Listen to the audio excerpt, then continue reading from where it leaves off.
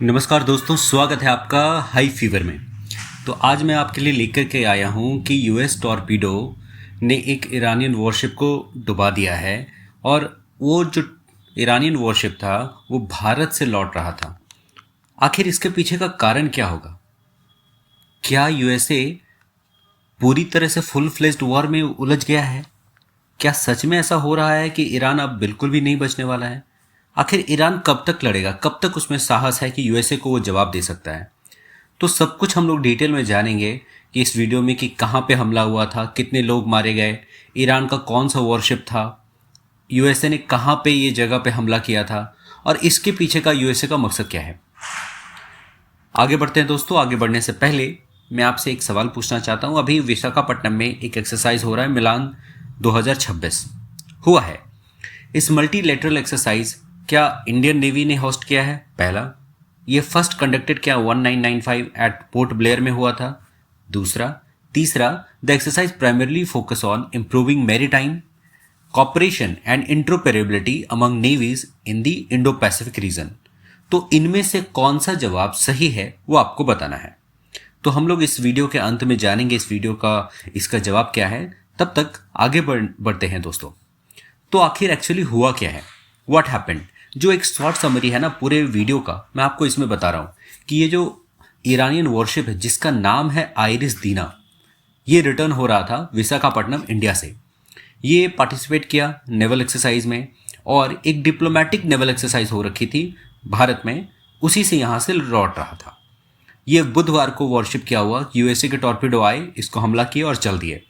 Attack जो है वो साउदर्न कोस्ट ऑफ श्रीलंका में हुआ, गाले के पास में। गाले से 40 नॉटिकल माइल्स होते हैं वो दूरी पे, उस पे ये हुआ।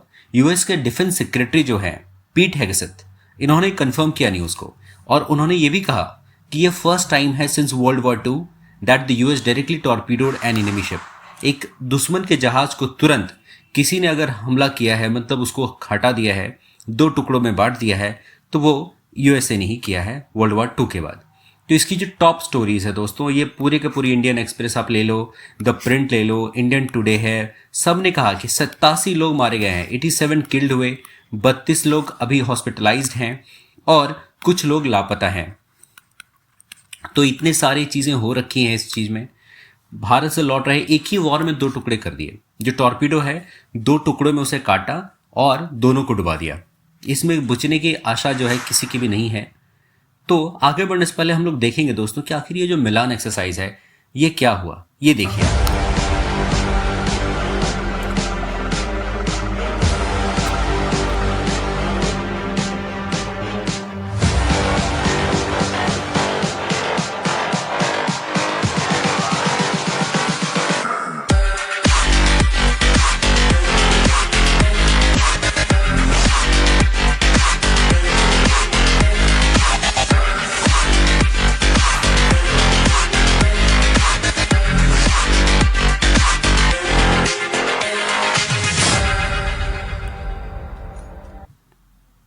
वाओ, मिलन एक्सरसाइज 2026 की बात करें तो इसमें 40 से ज़्यादा देश इसमें शामिल हुए थे। इसमें वॉरशिप, एयरक्राफ्ट, हेलीकॉप्टर सब कुछ था। ये पहली बार 1995 में कंडक्ट हुआ। अभी जो ये हो रखा था अंडमान निकोबार आइलैंड में, बे ऑफ बंगाल में हुआ था। Indian navy naval exercise multilateral हुई थी। इसमें fleet manoeuvres, anti submarine warfare, search rescue, मतलब अनेक सब चीज़ें इसमें शामिल थी। इसमें क्या हो रखा था कि फ्रेंडशिप अक्रॉस द सी, ये एक मिशन था इसका की मैसेज। तो इंडिया के लिए बेनिफिट था कि सब लोग आ रहे हैं, इसमें शामिल हो रहे हैं, रशिया, यूएसए, सबके जहाज इसमें शामिल हो रखे थे। मैं आपको एक और वीडियो दिखाता हूं जिसमें इन्होंने ये बता रखा है कि आखिर ये जो वॉर हुआ है आखिर कैसे हुआ है। सुनिए इसे। ओके, ये वाला पहले आप देख लो। ये जो वॉरशिप था ये आयरन दीना है और इसी वॉरशिप को ये काटा गया है, इसी वॉरशिप को ये हटाया गया है। इसे देखो। Indian ocean, and we'll play it on screen there. An American submarine sunk an Iranian warship that thought it was safe in international waters. Instead, it was sunk by a torpedo. Quiet death. The first sinking of an enemy ship by a torpedo since World War II. Like in that war, back when we were still the War Department, we are fighting to win. Well, ये जो दोस्तों ये हुआ है, ये iris दीना का ये worship था। ये नाम हुआ था माउंट दीना के बाद पड़ा है। एक मौज क्लास फ्रिगेट था जिसमें लाइट वॉरशिप होती है, और ये फ्लीट कैपेबिलिटी जो थी हेविली आर्म्ड थी ईरानियन नेवल एसेट से। इसमें 40 नॉटिकल माइल श्रीलंका के साउथ कोस्ट में था जिसका नाम था गैले, और वहाँ से ये 40 नॉटिकल माइल दूर था जहाँ पे ये टॉर्पेडो ने अटैक किया था। और ये विशाखापट्टनम मिलान एक्सरसाइज से लौट रही थी तभी ये हमला हुआ। और ये जो शिप है, ये शिप पूरे के पूरे इस यहाँ पे हमला हुआ और ये 2 टुकड़ों में से बांट दिया।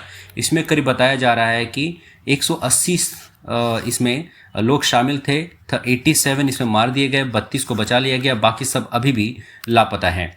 तो ये जो आइरिस दीना है ये कहीं ना कहीं अपने आप में एक बहुत बड़ा शिप था ईरान के लिए। ये हमला हुआ कहाँ पे, ये देखिए श्रीलंका का जो पार्ट है ये गैले, इसके साउदर्न कोस्ट में हुआ था। ये करीब 40 नॉटिकल माइल्स यहाँ पे अगर हम बात करें तो इस जगह पे यहीं पे कहीं पे हमला हुआ है। Being an American means something unbreakable. If you kill Americans, if you threaten Americans anywhere on earth, we will hunt you down without apology and without hesitation, and we will kill you. No apologies, no hesitation, epic fury for them and the thousands of Americans before them, taken too soon by Iranian radicals. Well, आप देख रहे हो दोस्तों कि America का जो tone है वो अलग ही लेवल पे जा चुका है। अगर आप उसे मारोगे तो वो मारेगा, अगर आप उसे कुछ भी करोगे तो वो उसमें घुस के मारेगा। एक्चुअली उसकी जो पूरे के पूरे फ्लीट है वो कह रहे हैं कि आप मुझे कुछ भी करोगे, मैं कोई अपोलोजाइज नहीं करूँगा, मैं कोई कुछ नहीं करूँगा, सीधा सीधी मार दूंगा। तो ये जवाब है US defence secretary Pete Hegseth का। तो आखिर इस वॉर से आखिर मिला क्या, मतलब देखने को क्या मिल सकता है आगे आने वाला समय में, ये हम लोग सब कुछ जानेंगे। क्योंकि धीरे धीरे ये वॉर जो है एक बड़ी वॉर की तरफ लेकर के जा रहा है। ईरान अपने आप सबसे बड़े सुप्रीम लीडर को खो चुका है, अली खामनेई को, और ये फ्लीट और ये युद्ध आगे आने वाले समय में बढ़ता ही रहेगा, कम नहीं होगा। तो इसका जो जवाब था दोस्तों उस क्वेश्चंस का ये है 1, 2, 3, यानी कि तीनों ही सही आंसर है। एक्सरसाइज मिलान जो है ये विशाखापट्टनम में हुआ और 1995 एट पोर्ट ब्लेयर से स्टार्ट हुआ है। तो ये सब चीज़ें इसमें जवाब में है। तो आखिर आपको क्या लगता है कि इस युद्ध से क्या मिला किसी को? इस युद्ध से किसी को कुछ नहीं मिलने वाला। Just focus on your self और ऑन योर कंट्री। भारत अपने देश पे फोकस कर रहा है कि कैसे उसको बचाया जाए, कैसे इस इन्फ्लेशन से बचाया जाए। भारत के पास में टोटल अगर कहा जाए तो ये 250 दिन का जो है 250 डेज का एक्स्ट्रा ऑयल रिजर्व रखा हुआ है। बट अपने आप को कैसे प्रोटेक्ट रखे, रशिया से कैसे सस्ता ऑयल लेकर के चले, ये हमेशा इंडिया को हमेशा रेडी रहना होगा। जब ट्रंप 50% का टैरिफ लगा रहे थे तो भी भारत नहीं डरा और ना ही इस वॉर से भी डरेगा। अभी सबसे सेफ कंट्री कहीं ना कहीं देखें तो वो इंडिया ही है। अभी तक रशिया और ना ही चाइना कोई भी वॉर में कूद पड़ा है। इसी वजह से इसका जो एस्केलेशन का जो चांसेस है वो बहुत ही कम है। आगे देखते हैं वीडियो, अगर कुछ और नया अपडेट आता है इस चीज़ में तो मैं आपसे मिलूंगा। तब तक इस चैनल को सब्सक्राइब करें, प्यार दें। मैं बहुत मेहनत से इस वीडियो बना रहा हूँ, आप भी इस पर ध्यान दीजिए दोस्तों। थैंक यू, फिर मिलते हैं। जय हिंद।